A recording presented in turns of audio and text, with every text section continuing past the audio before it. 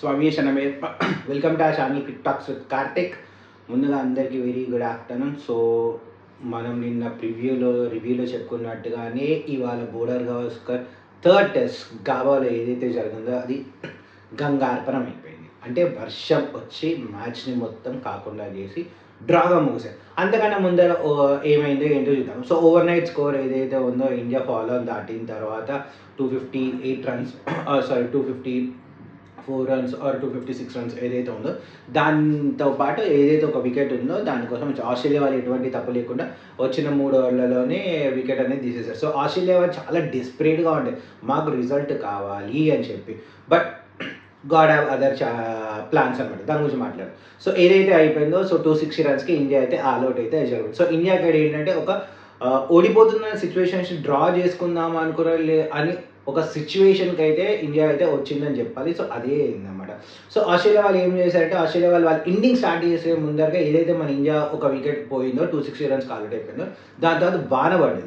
So వాన పడిన తర్వాత ఎర్లీ లంచ్ తీసుకున్న తర్వాత ఏదైతే ఇండియా మ్యాచ్ బౌలింగ్ స్టార్ట్ చేసిందో దానికన్నా ముందర ఏంటంటే ఇండియా వాళ్ళు వెంటనే ఫస్ట్గానే ఒక బూమ్రా వచ్చేసి ఎప్పుడు లెక్కనే ఇండియాకి మంచి గుడ్ స్టార్ట్ అయితే ఇచ్చాడు. ఎవరైతే మన బూమ్రా ఇంకా లబుషేన్ని వికెట్ తీశారు. So back to back wickets అయితే వచ్చాయి. సో 8 for 2 అనేది వచ్చాయి. సో వెంటనే ఏమైందంటే అక్షదీప్ వచ్చి ఎవరు మన మ్యాక్స్వినీని ఇంకా సిరాజ్ వచ్చి మన స్టీవ్ స్మిత్ ఇక స్టీవ్ స్మిత్ అవుట్ గురించి ఒక్క విషయం చెప్తా. స్టీవ్ స్మిత్ అంటే లెగ్ సైడ్ వెళ్తున్న బాల్ని నిక్ చేసి పంట అయితే ఎక్స్ట్రా ఆర్డినరీ అంటే చాలా మంచి క్యాచ్ తీసుకున్నాడు. సో ఆ క్యాచ్ ఏంటంటే ఇంతకుముందు జస్ప్రీత్ బుమ్రా దాంట్లోనే స్టీవ్ స్మిత్ ఇట్లాగా ఉంటాడు, కానీ ఇక్కడ ఏంటంటే జస్ప్రీత్ బుమ్రా ప్లేస్లో సిరాజ్ వచ్చాడు అనమాట. సో ఒక మంచి స్టార్ట్ అయితే. సో ఇక్కడ ఏంటంటే ఆస్ట్రేలియాలో ఒక రికార్డ్ అయితే వచ్చింది. వాళ్ళు 24 runs for the loss of 5 wickets వచ్చారు. ఇక్కడ ఆస్ట్రేలియాలో ఒక చూశారనమాట, మిచిల్ మార్ష్ని అప్ ద ఆర్డర్ పంపించారు. ఎవరు మన స్టీవ్ స్మిత్ ప్లేస్లో లబుషేన్ వికెట్ అంటే అటాకింగ్. సో ఆస్ట్రేలియా వాళ్ళు రాగానే వాళ్ళ మైండ్ సెట్ ఒక్కటే ఉంది, ఎంత తొందరగా అయితే అంత తొందరగా మనం సెకండ్ ఇన్నింగ్స్ ఆడేసి ఒక 90 రన్స్ ఒక 100 రన్స్ కొట్టేసి డిక్లేర్ చేసేసి రిజల్ట్ కోసం వాళ్ళైతే చూద్దామని అయితే చాలా ప్రయత్నించారు. ఇండియా వాళ్ళు కూడా వాళ్ళకి వచ్చిన సెకండ్ ఇన్నింగ్స్ ఏదైతే స్కోర్ ఉందో లైక్ 260 or 270 దాన్ని చూసిన తర్వాత ఇండియా వాళ్ళకి కూడా ఒక ఛాన్స్ అయితే ఉండే, మనం ఈ మ్యాచ్ని గెలవచ్చు అనే ఒక సెకండ్ థాట్ అయితే వచ్చి ఉండొచ్చు. కానీ ఆస్ట్రేలియా వాళ్ళు ఏంటంటే అది అయిపోయిన తర్వాత అలెక్స్ కేరీ ఇంకా ట్రావిస్ హెడ్ ఎప్పుడు ఇంకా కట్టుబడతారు. ఈ ఇన్నింగ్స్లో కూడా 24 for the loss of 5 wickets కలిగించి వాళ్ళు ఏదైతే 89 ఉందో అది రావడానికి ట్రావిస్ హెడ్ కూడా ఒక క్రూషియల్ పార్ట్ చేశాడు. ట్రావిస్ హెడ్ని సిరాజ్ అయితే తీసేశాడు. సో ఇండియా ఏంటంటే బౌలింగ్లో ఒక మంచి పర్ఫార్మెన్స్ అనేది అయితే వాళ్ళు చూపించింది అనమాట. సో బూమ్రా ఏదైతే ఉన్నా 3 వికెట్స్ తీశాడు. సో బూమ్రాకి ఇది సెకండ్ బెస్ట్ అని చెప్పుకోవచ్చు. ఒక టెస్ట్ మ్యాచ్లో 9 వికెట్స్ తీశాడు. సో అది అయిపోయింది. సో దాని తర్వాత మన అక్షదీప్ కూడా వచ్చి 2 వికెట్స్ అయితే తీశాడు. దాని తర్వాత సిరాజ్ కూడా 2 వికెట్స్. సో మొత్తం కలిపి వాళ్ళు 89 for the loss of 7 wickets అనమాట. సో ఇలా చూసేసరికి ఇండియా వాళ్ళకి ఏంటంటే వాళ్ళకి ఒక స్కోర్ అనేది వచ్చిందన్నమాట, లైక్ అరౌండ్ 260 or 250 రన్స్ కొడితే ఇండియా మ్యాచ్ గెలుస్తుంది. వాళ్ళకి 54 overs అనేది ఉంది. తర్వాత ఏమైందంటే ఆస్ట్రేలియా వాళ్ళు వెళ్ళిపోగానే వాళ్ళు డిక్లేర్ చేయగానే వాన పడిన వెంటనే ఏమైంది, ఎర్లీ టీ తీసుకున్నాం, ఎర్లీ లంచ్ తీసుకుని ఎర్లీ టీ రెండు తీసుకోవడం వల్ల వాన అయితే వస్తున్నాయి. దాని తర్వాత ఇండియా వాళ్ళు బ్యాటింగ్ రాగానే వాళ్ళు ఒక 2 ఓవర్స్కి 8 రన్స్ అయితే కొట్టారు. దాని తర్వాత మొత్తం ఇంకా కాల్ ఆఫ్ అయితే జరిగిపోయింది, వాన పడ్డది.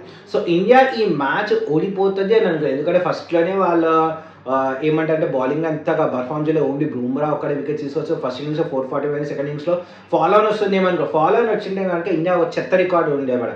11 years తర్వాత ఫాలో ఆన్ ఆడుతున్న ఒక రికార్డ్ అనేది మనకు వచ్చేది. సో ఇప్పటివరకైతే 11 years వరకు ఇండియా అయితే ఫాలో ఆన్ కాలేదు, ఫాలో ఆన్ ఆడలేదు. సో ఆ రికార్డ్ ఇంకా కంటిన్యూ చేస్తూనే ఉన్నాం. సో 260 రన్స్కి నిన్న ఎవరైతే మన ఆకాష్ దీప్ ఇంకా బూమ్రా కలిసి ఇద్దరు గట్టిక్కిచ్చారో దాన్ని అయితే మనము అయితే కాపాడుకున్నాం. సో దాని తర్వాత ఏమైందంటే మ్యాచ్ అయితే ఓడిపోవడం వచ్చింది. ఆస్ట్రేలియా వాళ్ళు కూడా గెలుద్దాం అనేది వాళ్ళు అటాకింగ్తోనే ఉన్నారు. ఇండియా వాళ్ళు కూడా అంటే మొత్తం మ్యాచ్ అంటే ఇండియా వాళ్ళు కూడా రిజల్ట్ కోసం చూసేవాళ్ళేమో అని ఒక 50% ఛాన్స్ ఉంది. So at the end of the day ఏంటంటే ఇండియా ఈ మ్యాచ్ ఓడిపోకుండా డ్రా చేసుకోవడం అనేది ఇండియాకి అయితే ఒక బెనిఫిట్ అని చెప్పాలి. బట్ వరల్డ్ టెస్ట్ ఛాంపియన్షిప్కి ఇది బెనిఫిట్ అవుతుందా లేదా అనేది ముందర నేను చేసే నెక్స్ట్ వీడియోస్లో చెప్తాను. సో ఇప్పుడు ఏంటంటే ఇండియా ఈ మ్యాచ్ ఓడిపోయింటే 0 points వచ్చాయి వరల్డ్ టెస్ట్ ఛాంపియన్షిప్. బట్ ఇప్పుడు మాత్రం 4 points వచ్చినాయి అనమాట. ఈ మ్యాచ్ అంతా అయిపోయింది.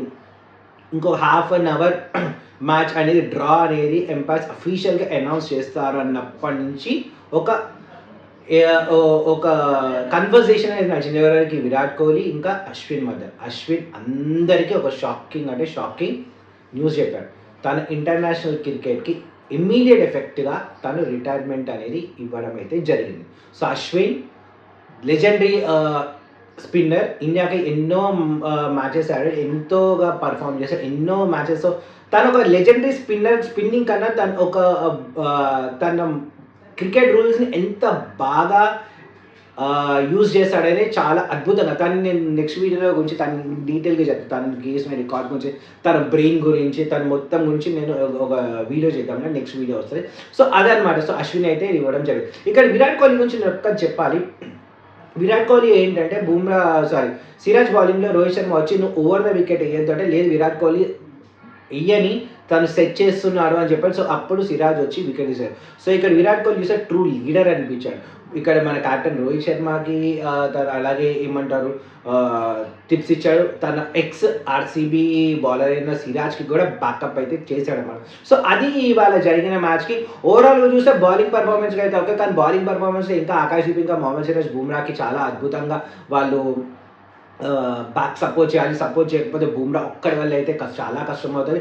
బ్యాటింగ్లో వచ్చేసరికి ఈ ఇన్నింగ్స్ మొత్తం చూసుకుంటే ఈ టెస్ట్ మ్యాచ్లో చూసుకుంటే మనకి కేఎల్ రాహుల్ ఇంకా ఎవరు మన జడ్డు వీళ్ళిద్దరు మీమ్స్ అయితే ఘోరంగా ట్రోల్ చేశారు వీళ్ళిద్దరు, కానీ వాళ్ళిద్దరే పర్ఫామ్ చేశారు. క్రికెట్లో ఒక నానుడి ఉంటుంది ఏంటంటే, ఎప్పుడైనా మనని ఎవరైనా ట్రోల్ చేస్తుంటే మనం నోరుతో కాదు బ్యాట్తో సమాధానం చెప్పాలి. అదే కేఎల్ రాహుల్ ఇంకా జడేజా ఇద్దరు ప్రూవ్ చేసి ఈ మ్యాచ్ని ఇండియాని ఓడిపోకుండా అడ్డుపడ్డారు.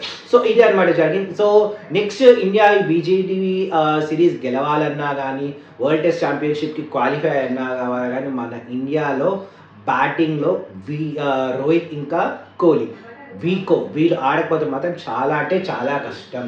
వీళ్ళు పర్ఫామ్ చేయాల్సిందే, పర్ఫామ్ చేయకపోతే చాలా కష్టం. ఇండియాలో ఏంటంటే మన వాళ్ళు ఎప్పుడు రిటైర్మెంట్ ప్రకటించారు, అట్లాగే ఉంటుంటారు. సో వీళ్ళు కూడా అట్లా, వీళ్ళని ఎవరు ముట్టుకోలేరు, ఎందుకంటే they are the backbone ఇప్పుడున్న దాంట్లో. సో వాళ్ళు పర్ఫామ్ చేయాల్సిందే. ఇంతకుముందు ప్రెస్ కాన్ఫరెన్స్లో రోహిత్ శర్మ అడిగారు, అశ్విన్ గురించి నీకు ముందర తెలుసు అంటే, పర్త్లో తను ఎప్పుడైతే 4 days వచ్చాడో అప్పుడే టాక్స్ అయితే తెలుసు. సో అక్కడ రోహిత్ శర్మ చెప్పాడంట అశ్విన్కి, కొంచెం తేడా మన పింక్ టెస్ట్ బాల్ అయ్యేంతవరకు కాదు, I think we need your services in pink test ball. So pink test ball అయిపోయిన తర్వాత ఎఫెక్టివ్గా ఇచ్చారు. సో గోయింగ్ ఫార్వర్డ్ ఇంకా అతన్ని తీసుకోవడానికి తనకి వచ్చినట్టుంది ఇన్ఫర్మేషన్, బికాస్ మనకి వచ్చే నెక్స్ట్ మెల్బర్న్ ఇంకా సిడ్నీ కూడా మంచి పేస్ పిచ్చెస్ కాబట్టి, సో అక్కడ కూడా ఆడుతాడు కాబట్టి, సో అశ్విన్ అనేది అయితే ఆ డెసిషన్ అయితే తీసుకుంది.